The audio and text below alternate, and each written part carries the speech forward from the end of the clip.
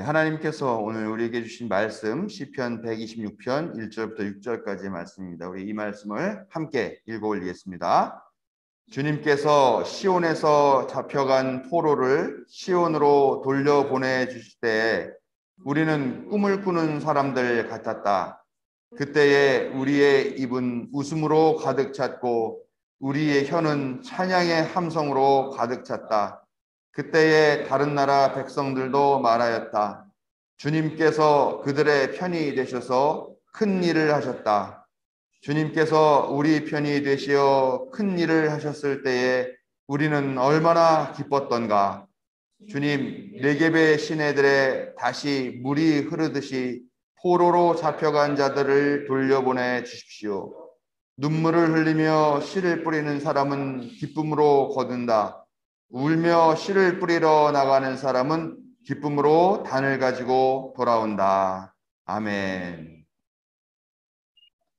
코로나 백신 접종이 좀 점점 늘고 그러면서 확진자 수도 좀 안정세를 취해가고 하는 그런 상황을 겪다 보니까 우리가 잠시 마음을 놓았던 것 같아요. 긴장도 좀 풀어졌던 게 사실인 것 같고 또 뭐 7월 달부터는 대폭 완화된 그런 방역 수칙이 나온다 그런 말들 때문에 우리가 좀 기대를 많이 하고 있었습니다만 지금 매일 1,000명이 넘게 확진자가 나오고 있고 매일매일 기록을 경신합니다. 주말 기록으로서는 오늘 또 최고 많은 숫자가 확진자 수가 나왔다 그런 뉴스를 아침에 잠깐 봤는데요. 오늘을 마지막으로 또 당분간은 현장 예배를 드리기가 어렵게 됐습니다. 기약이 없는 상황이 됐습니다만 이런 상황들을 보면서 인간의 생각이 참 얄팍하다. 그래서 우쭐대면서 뭔가 대단한 것처럼 그렇게 하지만 결국은 항상 스스로 자기 뒤통수를 때리는 그런 결과를 맞지 않나 하는 생각이 듭니다. 그리고 그런 것들을 그래도 깨끗하게 인정하고 시인하면 좋은데 그러지 않죠. 또 그 책임을 타인에게나 아니면 다른 원인에 전가하기에 급급하는 그런 모습들을 좀 보게 됩니다. 그렇지만 우리의 아버지와 어머니가 되시는 하나님은 변덕스럽지도 않고 한결같으시며 우리를 버리거나 배신하지도 않으시는 분이십니다.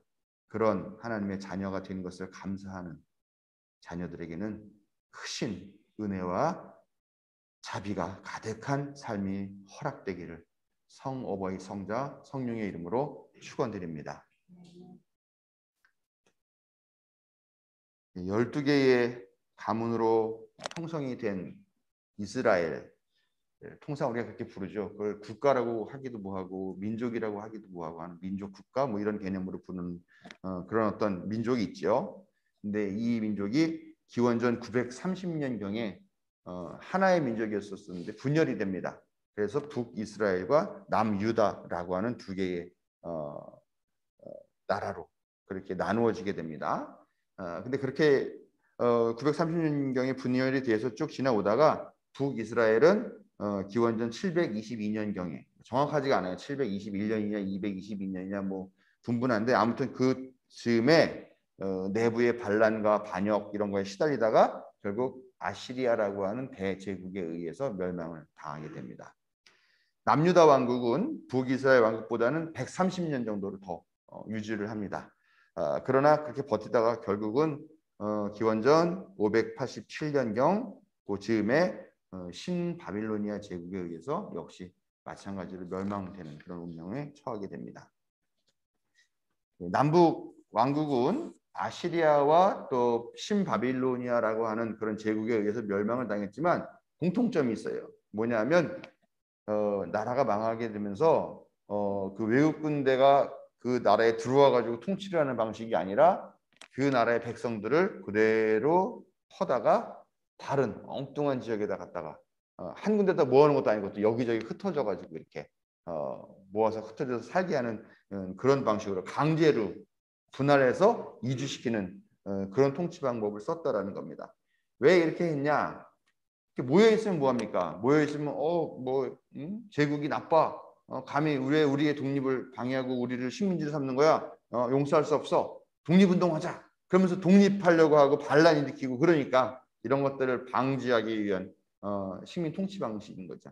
이렇게 조금씩 여러 민족들을 갖다가 이만한 구역에다 갖다 넣어놓으면은 서로 자기들의 우월성 뭐 그러면서 먹고 살기 바쁘고 하느라고 자기들끼리 경쟁하느라고 독립운동 같은 건 생각을 못한다 하는 그런 발상에서 시작이 된 거죠. 이렇게 각지로 흩어져 있는 이 이스라엘 백성들은 겨우 회당이라고 하는 걸, 뭐 성전 같은 거는 생각도 못하고 회당이라고 하는 우리식으로 말하면 마을회관이죠.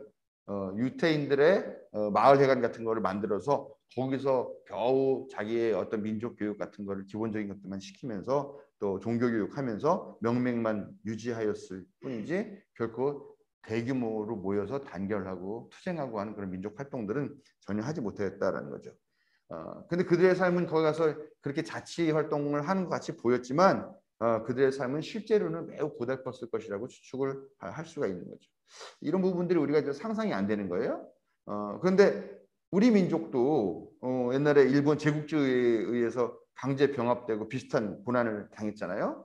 물론 이것도 여기서 뭐 그걸 겪으신 분도 없는 거고 혹시라도 또 뭐 아버지 때나 뭐 할아버지 때나 그 시절을 사셨던 분이 하시는 이야기를 들어서 그 정도의 참상을 좀 알거나 아니면은 뭐 우리나라에서 나온 그 역사 소설 있죠. 뭐 태백산맥이나 이런 것들을 보면서 그때 당시에 일본 제국주의가 얼마나 심각하게 우리를 착취했는가 하는 정도의 내용들만 알 뿐이지 사실 우리가 그 상황을 상상하기 쉽지가 않아요. 우리가 그만큼 지금 배부르고 넉넉하고 풍요로운 시대에 살고 있기 때문에 그게 더 어렵지 않을까 하는 생각을 합니다. 아무튼 거기 그 일본 제국주의가 우리 민족, 우리나라를 착취하고 멸시하고 능욕하고 강탈하고 하는 이런 온갖 나쁜 단어, 나쁜 수식어에 있는 모든 걸 다 우리 민족에게 자행을 했죠. 그래서 그것뿐만 아니라 그 당시에 또 뭐 신사참배하라고 강요하고 창씨개명하라고 그러고 뭐 내선일체 뭐 이런 거 주장하면서 마치 우리가 일본이라는 나라 안에 저등한 민족 뭐 이런 식으로 교육을 했어요.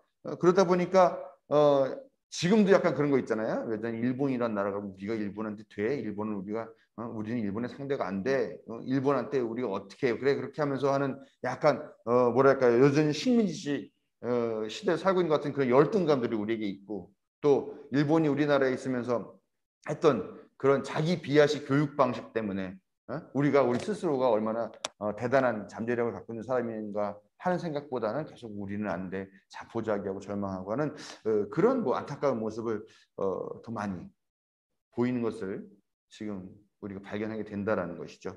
아무튼 뭐 전체적으로 뭐 우리도 그렇지만 이스라엘 백성도 그렇게 포로로 끌려가가지고 거기에서 나그네 생활을 하면서 정말 하나님이 맨날 그 나그네를 잘 대접하라라고 하는 말의 의미를 아마 자기들도 깨달았을 것이고 또 망국인들의 어떤 그런 한을 가지고서 거기서 온갖 착취와 모멸을 당하면서 그렇게 살았다라는 것이죠.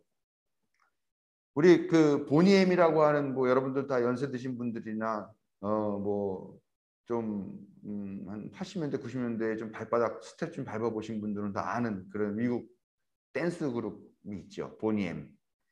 그 보니엠 노래 중에서 되게 유명한 노래 리버스 오브 바빌론이라고 하는 노래가 있어요.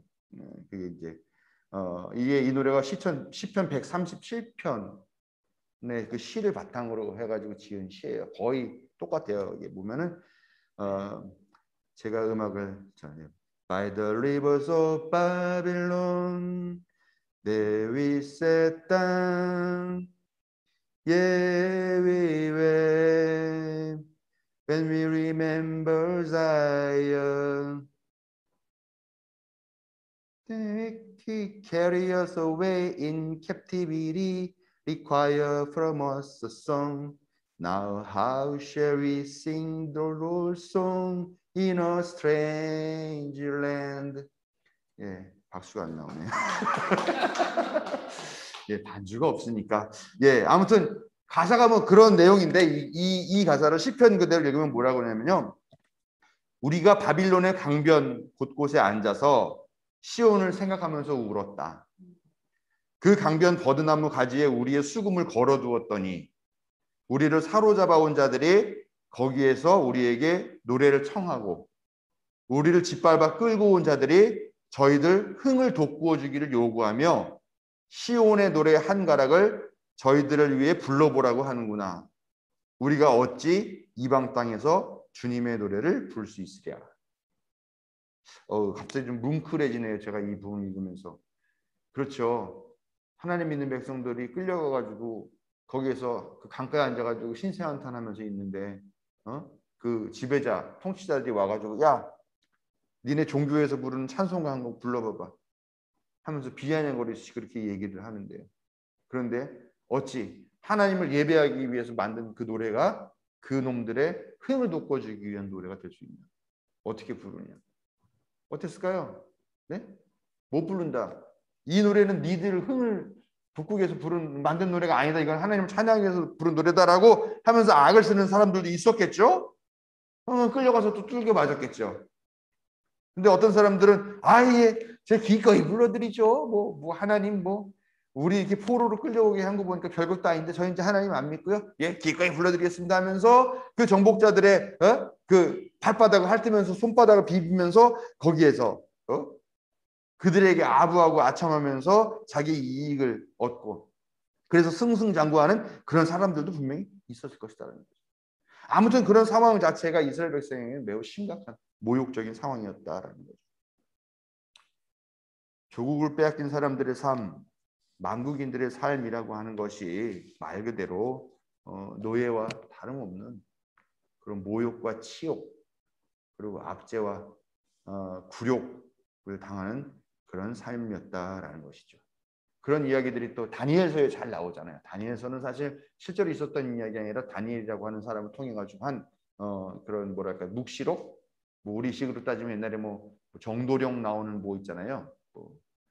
정감독인가요? 거기서 정도령이 나타나서 어디서 계룡사에 나타나서 한다 하는 것을 그렇게 약간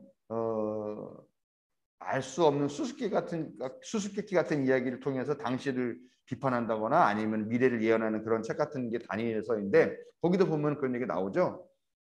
포로로 끌려가가지고 하나님 기도하지 마.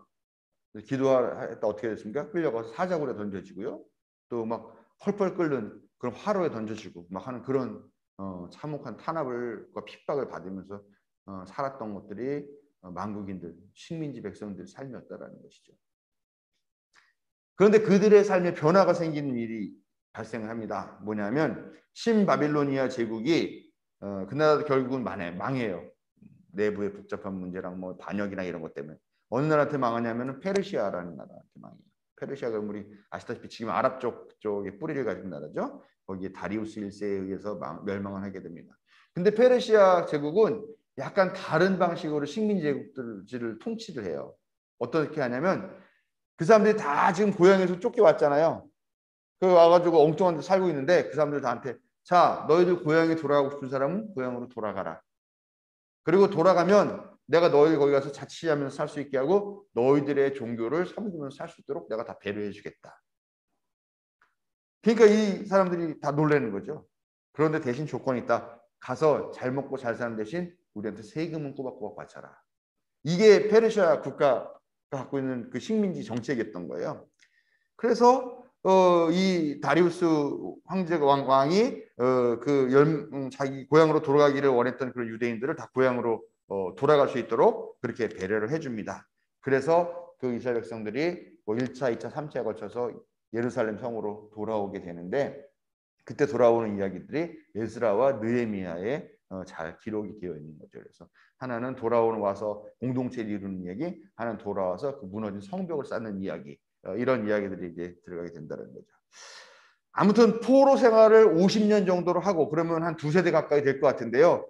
드디어 고향으로 돌아가는 첫 기한이 이제 시작이 된다라는 거예요. 근데 바로 그때의 이야기를 오늘 시가 담고 있는 거죠. 그들의 기분은 어땠을까? 50년 동안 우리는 어떻습니까? 일제 식민지 38년 40년 이렇게 이야기를 하고 있는데 그 기간 동안 있다가 해방이 됐을 때 우리의 기분이 어땠겠느냐. 다 태극기 들고 거리를 쏟아 나왔다 그러는데 여기도 마찬가지가 아니었겠나라는 거죠. 오늘 시를 보면 이러죠. 우리는 꿈을 꾸는 사람들 같았다.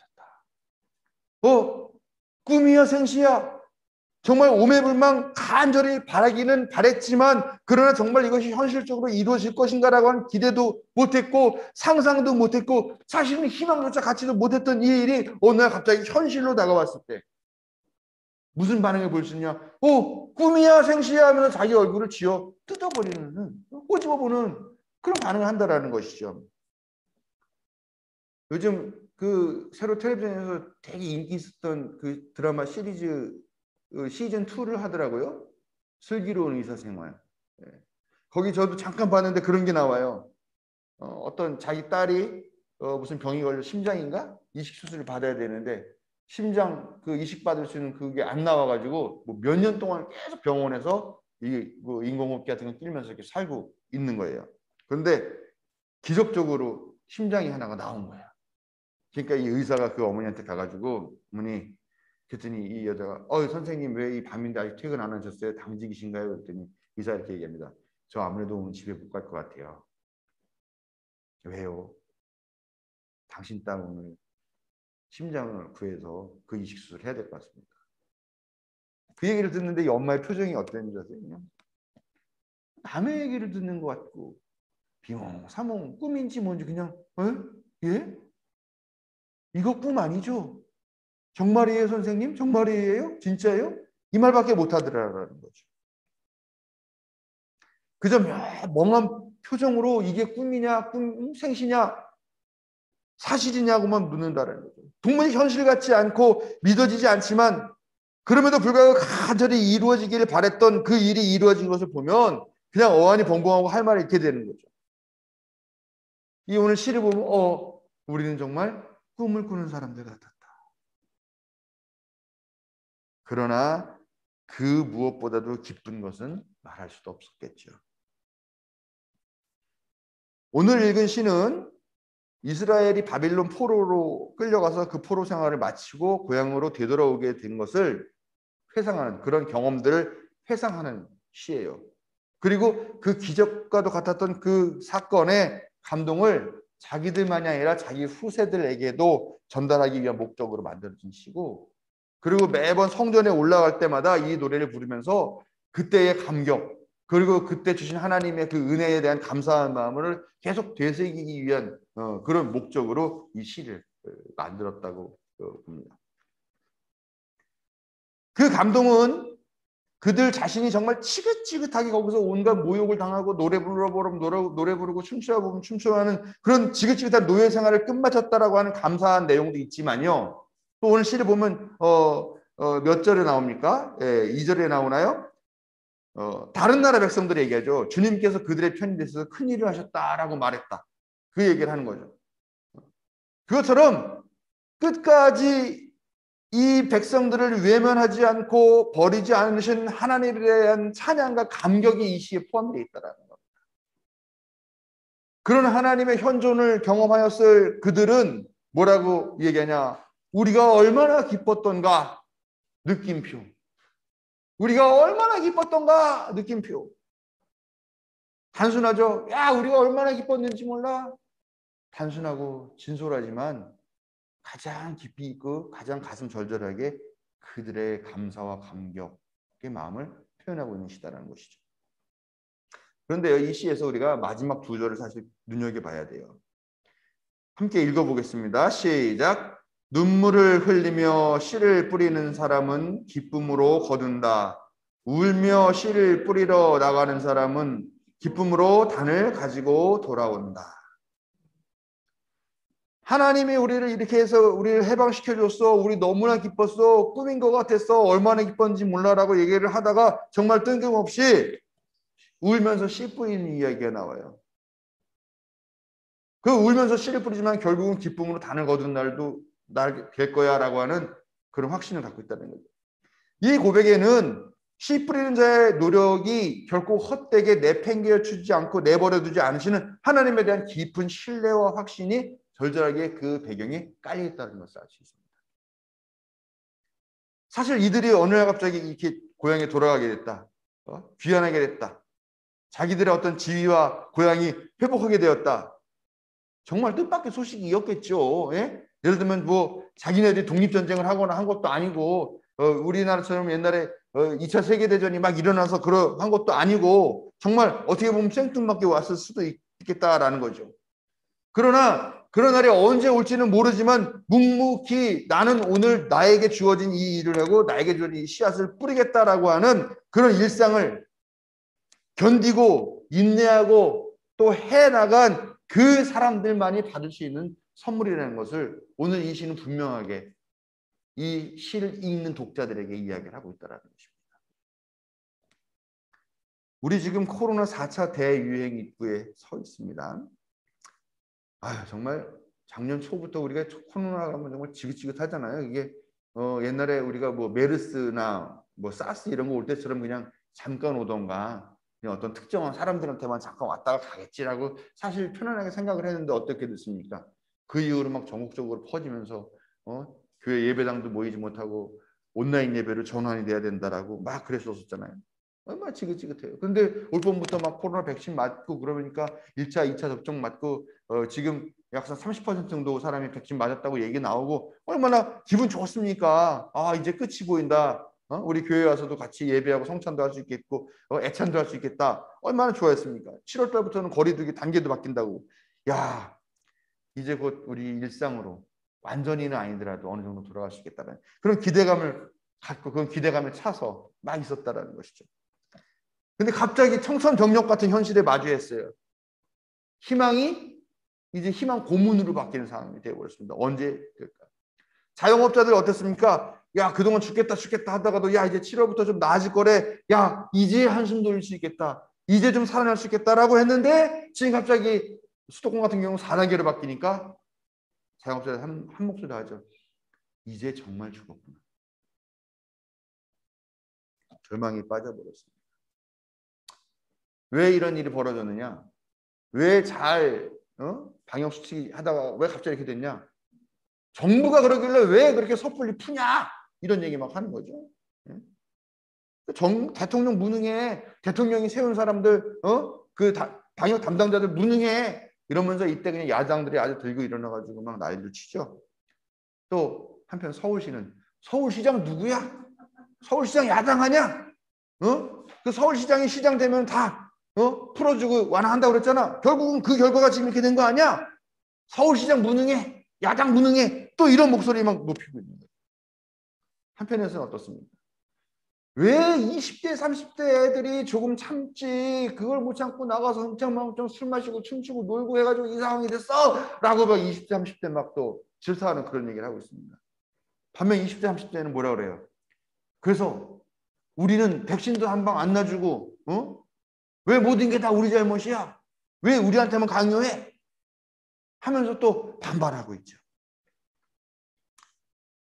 교회는 또 지금 한교총인가에서 예배는 드리게 해줘야 될 거 아니냐고 또 지금 반박 성명 내고 막 이렇게 됐죠. 한마디로 지금 상황이 아수라장인 것 같아요. 아사리판 아수라장인 것 같은 그런 느낌입니다. 우리도 곧 교회 모임 좀 정상화 되겠구나. 같이 좀 예배 마치고 같이 식사도 하고 그러는 날이 곧 오겠구나. 내심 기뻐했지만 또다시 오늘 이 예배를 마지막으로 기약 없는 비대면 예배로 전환을 하게 되었습니다. 그럼에도 우리는 하나님을 원망하거나 또 우리가 회복될 것이라는 그 기대와 희망을 포기해서는 안 된다는 것입니다. 유대인이 50년 포로 생활을 마치고 다시 고향으로 귀환할 수 있었던 것, 거기에는 하나님에 대한 하나님의 회복의 약속에 대한 신뢰가 바탕에 있었다는 것을 우리가 분명히 알아야 돼요. 그래서 그들이 묵묵히 눈물을 흘리면서도 매일매일 씨를 뿌릴 수 있었다는 것이죠. 지금 우리가 겪고 있는 이 코로나 사태가 이스라엘 백성이 50년 동안 겪었던 포로 생활이랑 또 아니면 우리 선조 조상들이 우리 할아버지들이 겪었던 할머니들이 겪었던 그 일제 일본 제국주의 식민지 시대와 비교할 수는 없겠죠, 사실. 그럼에도 불구하고 지금 이 순간적인 고통이지만 이거를 전 세계가 다 함께 겪고 이 역경을 당하고 있다라는 것입니다. 우리도 하나님의 백성이에요. 우리도 영적인 이스라엘 백성이죠. 그러니 하나님이 우리를 회복시켜 줄 것이라는 사실을 믿고 의심치 말아야 될 줄 믿습니다. 우리 지금까지 살아왔던 인생을 한번 되돌아보십시오. 하나님의 회복의 약속 분명히 아실 겁니다. 확신할 수 있죠. 하나님은 우리를 언제나 저 깊은 구덩이에서 건져 올려서 이 높은 곳으로 세워주시는 분이었다라는 것입니다. 온갖 어려움 중에도 우리는 결국 구원받았고 오늘까지 왔음을 여러분 믿으시기 바랍니다.